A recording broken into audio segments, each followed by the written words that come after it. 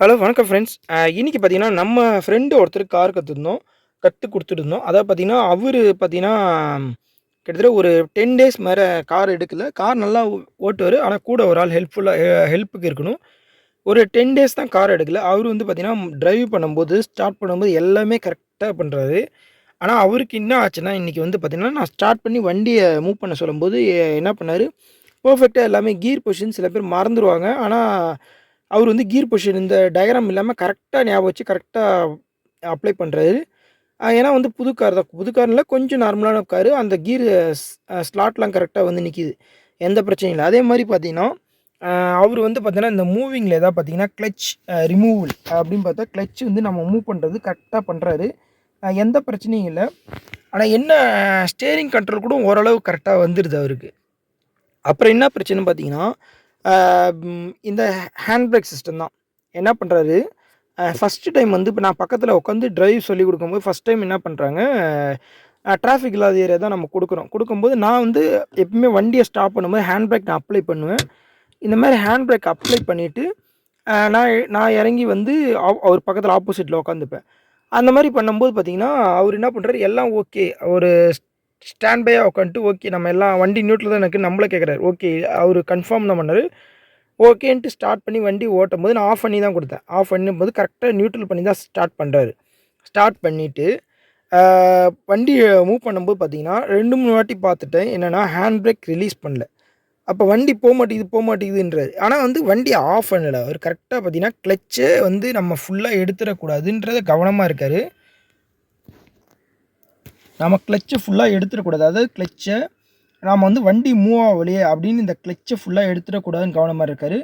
அதே நேரத்தில இன்னொன்னு என்ன பண்றாரு, ரேஸ் பண்றாரு. ஏன்னா வந்து வண்டிக்கு வண்டி பொசிஷன் மாறும். கிளட்ச் எடுத்தா சில வண்டி மூவ் ஆகும். சில வண்டி லைட்டா ஆக்ஸிலேட்டர் குடுத்தா தான் மூவ் ஆகும் அப்படின்னு சொல்லியிருக்கேன். அந்த மாரி ரேஸ் பண்றாரு. வண்டி மூவ் ஆவலன்னு என்ன கேட்கறாரு. அதுக்கப்புறம் நான் சொன்னேன். ஹேண்ட் பிரேக் நீங்க அப்ளை பண்ணு ரிமூவ் பண்ணுங்க அப்படின்னு நான் சொன்னேன். ஹேண்ட் பிரேக் எடுங்க அப்படின்னோனே, ஹேண்ட் பிரேக் இது பண்ணாரு. சரி ஃபர்ஸ்ட்டு பொசிஷன் ஃபர்ஸ்ட் டைம் தான் அப்படின்ட்டு நான் செக் பண்ணேன் 2, 3 வாட்டி. அந்த ஹேண்ட் பிரேக் அப்ளை பண்றது அவங்களுக்கு கரெக்ட்டா வரமாட்டேங்குது. நம்ம மத்த கான்செப்ட்லாம் கரெக்ட்டா இது பண்றாரு. நம்ம கிளட்ச வந்து பார்த்தீங்கன்னா, ஆஃப் பண்ற அளவுக்கு விடக்கூடாது. பொறுமையா தான் விடணும் அப்டின்றது. அதேமாரி கிளட்ச் லைட்டா மூவிங் எடுத்தோனே ஆக்ஸிலேட்டர் குடுக்கணும். ஆ அதேமாரி நியூட்ரல் பண்ணி தான் ஸ்டார்ட் பண்ணணும். கியர் பொசிஷன் எல்லாமே பெர்ஃபெக்ட்டா பண்றாரு. ஏன்னா, முன்னாடிலாம் பார்த்தீங்கன்னா, கியர் பொசிஷன் தான் நெறைய பேர் தப்பு பண்ணுவாங்க. இந்த ஃபர்ஸ்ட்டு கியர போட்டு வர வைக்கிறதுக்கே பல நாள் ஆகும். ஆனா, இந்த கியர் பொசிஷன் கரெக்ட்டா பண்றாரு.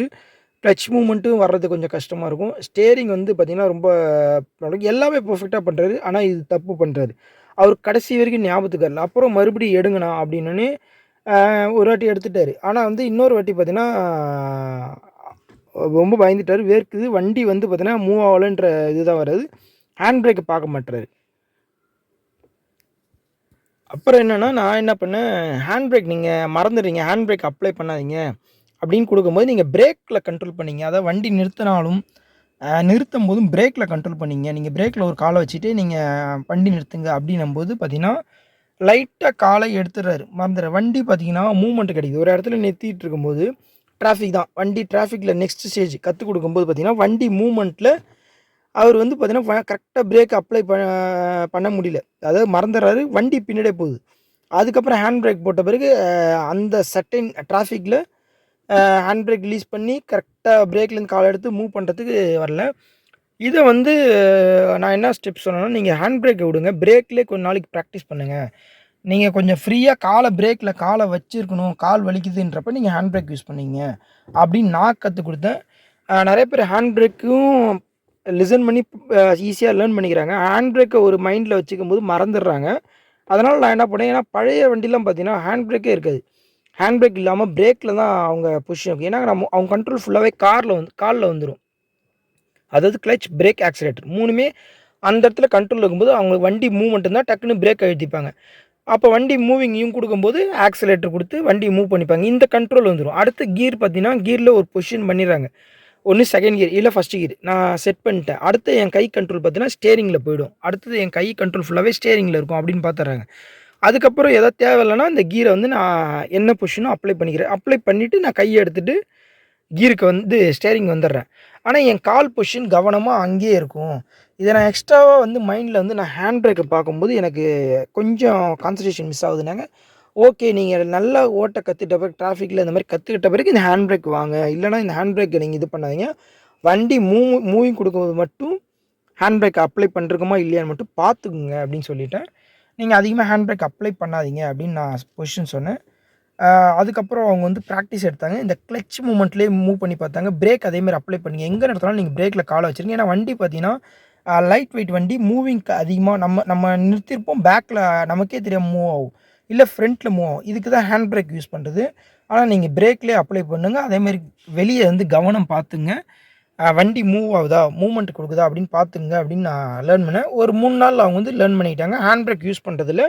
அதுக்கப்புறம் கொஞ்ச நாள் கழிச்சு ஹேண்ட் பிரேக் ட்ரெய்னிங் குடுத்தவங்க ஹேண்ட் பிரேக் யூஸ் பண்ண ஆரம்பிச்சாங்க. இப்போ அவங்களுக்கு ப்ராப்பரா இது பண்றாங்க. அதனால வந்து பார்த்தீங்கன்னா, ஒவ்வொருத்தவங்களுக்கும் ஒவ்வொரு வே இருக்கு. நான் வந்து பழைய புஷ் அண்ட் வேவே நான் சொல்லிக் குடுத்தேன்.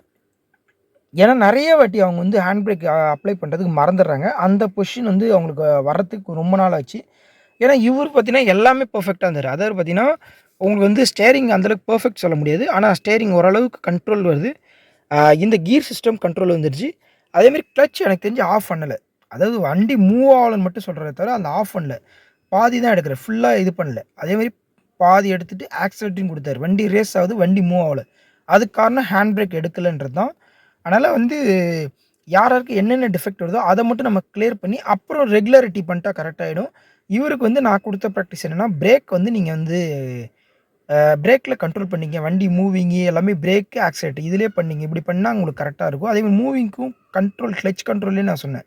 பிரேக் நீங்க தேவைன்னா அப்ளை பண்ணுங்க. மூவிங்க்கும் கிளட்ச் கண்ட்ரோலே சொல்லிக் குடுத்தேன். அ க அப்புறமா ரொம்ப நாள் ட்ரெயின் ஆன பிறகு தான் அவர் ஹேண்ட் பிரேக்க யூஸ் பண்ண ஆரம்பிச்சாரு. ஓகே. இப்ப எனக்கு பெர்ஃபெக்ட்டா இருக்குன்ட்டாரு. இந்த மாரி நீங்க சில பேருக்கு தேவையானது இந்த மாரி நீங்க யூஸ் பண்றோம்னா யூஸ் பண்ணிக்கலாம். Thank you friends.